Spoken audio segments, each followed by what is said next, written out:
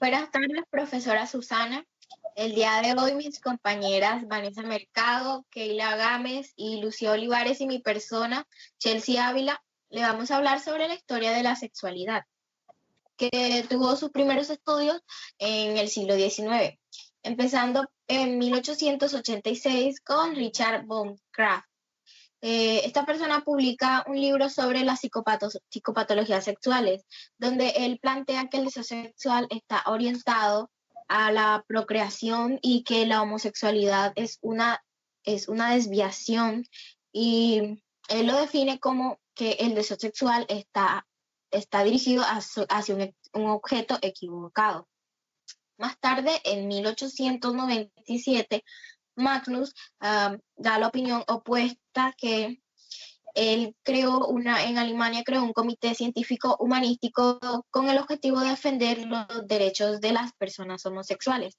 Argumentaba mejor conocimiento sobre la homosexualidad, quien buscaba eliminar la hostilidad hacia los homosexuales.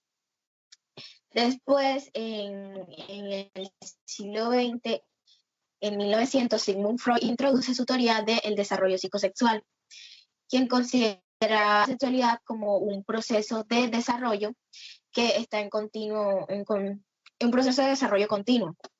Y su teoría influyó en la psicología y en la sexología por décadas. Bueno, en 1948, Alfred Kinsey fue uno de los primeros pioneros de la sexología, encarando el tema de la sexualidad cuando le preguntó a 24.000 personas acerca de su sexualidad. Y al dar a conocer dicho resultado, fue un gran escándalo para la sociedad en ese entonces, ya que se dieron a conocer la actividad sexual de diferentes grupos, tales como los noviazgos, matrimonios, de campesinos, de religiosos, entre otros. Y se empezaron a hablar de temas como la masturbación, el coito, la homosexualidad, las infidelidades, entre otros. En 1886, Richard von Krafft, un psiquiatra alemán conocido por sus obras como Las psicopatías sexuales, donde clasificó y estudió diversas conductas sexuales, incluyendo lo que él llamaba perversiones. Aunque su enfoque era patológico, su trabajo sentó las bases para el estudio científico de la sexualidad. Luego, más tarde, William Master y Virginia Johnson fueron investigadores pioneros en la respuesta sexual humana. En 1996 publican la respuesta sexual humana, donde describen el ciclo de la respuesta sexual en 4 fases. La primera, la excitación, la meseta, el orgasmo y la resolución. Su trabajo ayuda a comprender la sexualidad desde una perspectiva más fisiológica y clínica. Bueno, más adelante, en 1974, Helen Singer Kaplan introduce el deseo como una fase previa en la respuesta sexual y resalta el papel del pensamiento en la excitación. Ella lo que explicaba, y una de las cosas que más decía, es que el cerebro era el principal órgano sexual y que el pensamiento y la imaginación jugaban un papel fundamental para lograr la excitación.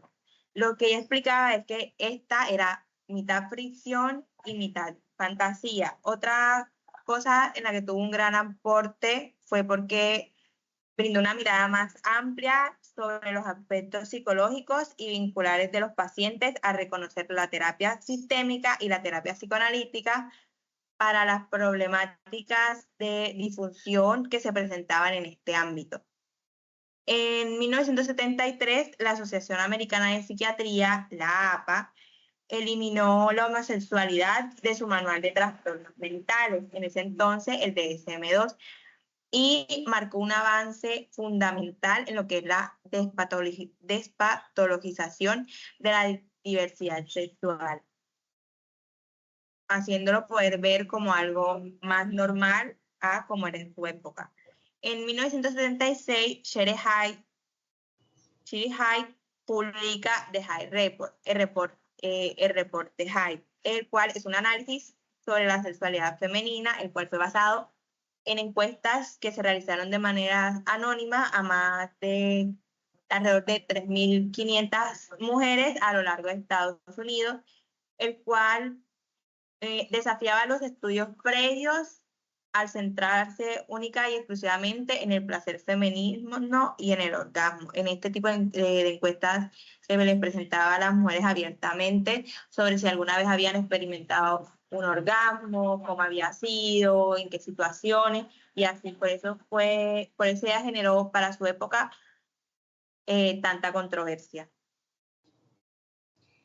Rosemary Banson en el 2000 introduce un nuevo modelo de la respuesta sexual femenina, enfatizando que la excitación y el deseo pueden no seguir un patrón lineal, como lo propone Masters y Johnson, en el que su hipótesis de la respuesta sexual sigue una secuencia fija de fases lineales como la excitación, la meseta, el orgasmo y la resolución, sino que este modelo se centra, por el contrario, más en la respuesta sexual femenina, donde es más importante factores como la intimidad, emociones y el contexto, y se enfoca en la motivación y el deseo espontáneo o reactivo en lugar de una expresión lineal. En el 2013, Fruhauf y otros investigadores realizan un metaanálisis, es decir, una investigación sobre estudios que combina múltiples estudios y analiza la efectividad de la terapia psicológica para disfunciones sexuales, y concluyen que hay evidencia sólida para tratar el deseo sexual hipoactivo y trastornos orgásmicos sexuales femeninos, pero que se necesitan más estudios rigurosos en otras áreas. Y en la actualidad, la sexología basada en la evidencia se fortalece con investigaciones científicas que buscan validar el tratamiento para las disfunciones sexuales y para mejorar y desmitificar la educación sexual.